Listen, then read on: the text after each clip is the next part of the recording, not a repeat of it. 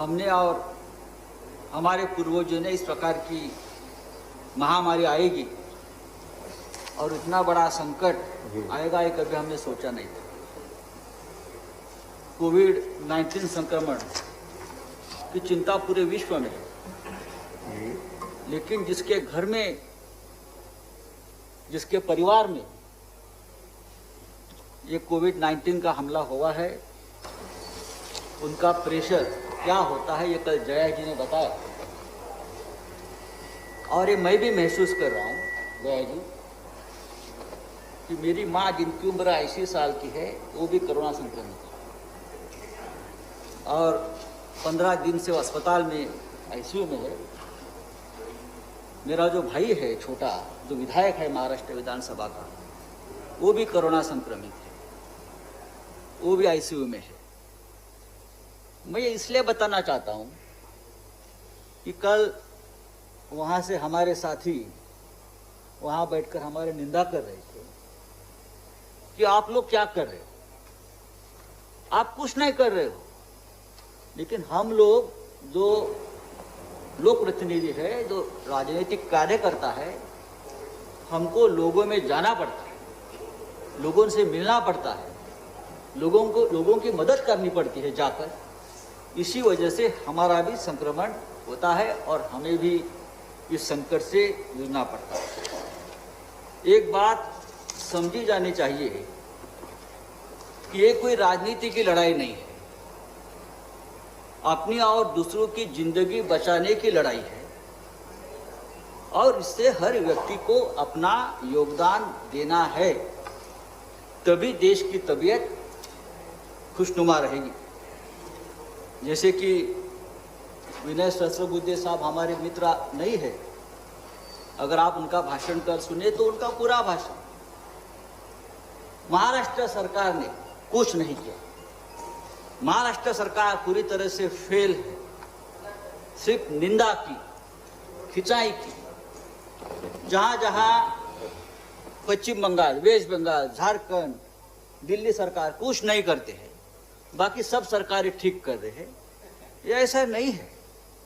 महाराष्ट्र में 30,000 से भी ज्यादा कोरोना संक्रमित रिकवर हो गए। ये कैसे हो गया फिर? क्या भाभी जी के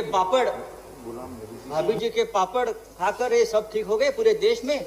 नहीं, नहीं, पूरे देश में सभी राज्यों में सभी राज्य सरकारें अपने अपनी तरफ से, और हमने पहले दिन कहा था कि ये जो लड़ाई है ये हम प्रधानमंत्री मोदी जी के नेतृत्व में ही लड़ेंगे और लड़ रहे हैं। देश के नेता है, इतना बड़ा संकट है तो लड़ाई प्रधानमंत्री जी के ही नेतृत्व में लड़नी चाहिए।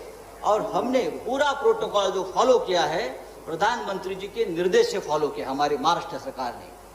मैं पूछना, हमारे प्रकाश जावड़ेकर जी बैठे, उनको पूछे, प्रधानमंत्री जी ने तो उनकी खास महाराष्ट्र में पूरा जो कोऑर्डिनेशन है पूरे जिले का वो करने के लिए प्रकाश जावड़ेकर साहब को वहाँ अपॉइंट किया है और उनका राज्य सरकार से और मुख्यमंत्री जी से ठीक तरह से कोऑर्डिनेशन चल रहा है। महाराष्ट्र सरकार ने मुंबई, ठाणे, पुणे जैसे बड़ी शहरों में नहीं तो जिला स्तर पर जंबो कोविड सेंटर बनाए हैं और लोगों की सेवा में लगे। सबसे ज्यादा चिंता महाराष्ट्र और विश्व देश को हमारे यहाँ धारावी की थी।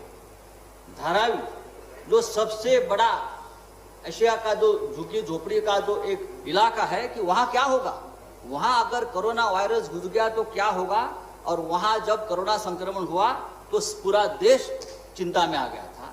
लेकिन आज धारावी का संक्रमण पूरी तरह से नियंत्रण में है और वर्ल्ड हेल्थ ऑर्गेनाइजेशन ने उसके लिए हमारी पीठ थपथपाई है, बीएमसी की, WHO ने। दूसरा हमारा मुंबई का इलाका वरली कोलीवाड़ा, वहाँ सबसे ज्यादा फिशरमैन कम्युनिटी रहती है, बहुत कंजेस्टेड एरिया है, वहाँ भी संक्रमण बढ़ा तो सब चिंता में आ गए। लेकिन वहाँ भी वहाँ के जो हमारे विधायक है और मंत्री जी है आदित्य ठाकरे जी ने पूरा आज वहाँ का संक्रमण खत्म किया। और हमारे हेल्थ मिनिस्टर साहब जो है हर्षवर्धन डॉक्टर साहब, उसने भी उसके लिए उनको शाबाशी दी है। तो मैं देखिए, आरोप लगाना ठीक है लेकिन जो काम करते हैं उसकी देखिए, अगर मैंने ये कहा कि उत्तर प्रदेश में जो हमारे ही मैं मानता हूं कि चेतन चौहान साहब देश के सबसे बड़े क्रिकेटर की मौत हो गई। उस बारे में मैं विधान परिषद वहां की एक नेता का भाषण सुन रहा था। वहां की जो अव्यवस्था है उनकी वजह से चेतन चौहान का मृत्यु हो गया, इस प्रकार का आरोप वहां लगाया है विधायक ने। तो लेकिन ये आरोप लगाने का वक्त नहीं है। दूसरी बात है कि कल एक वहां से आरोप लगाया गया कि महाराष्ट्र में 5000 हेल्थ वर्कर की रिक्रूटमेंट नहीं हो गई, डॉक्टर की रिक्रूटमेंट नहीं हो गई। एक समझना चाहिए, हमारी सरकार आकर 6 या 7 महीने, 5 साल से तो उसके पहले किसकी सरकार थी? हमारी ही देवेंद्र जी की सरकार थी। तो पिछले वाले 5 साल में ये 5000 डॉक्टरों की रिक्रूटमेंट अगर आप करते तो आज बहुत बड़ा इंफ्रास्ट्रक्चर खड़ा होता। तो ये बात भी समझनी चाहिए, एक दूसरे के ऊपर आपने और हमने किसी के ऊपर आरोप प्रत्यारोप नहीं करना चाहिए। आपने हिसाब किताब की बात की है। मुझे मालूम है कि अभी केंद्र सरकार ने 1 सितंबर से पूरा मेडिकल इक्विपमेंट की मदद करना बंद कर दी है।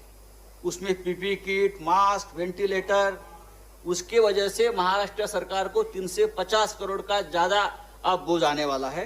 तो पीएम केयर फंड जो आपने बनाया है उसमें हजारों करोड़ रुपए सीएसआर फंड से जमा किए हैं, वो किसके लिए है?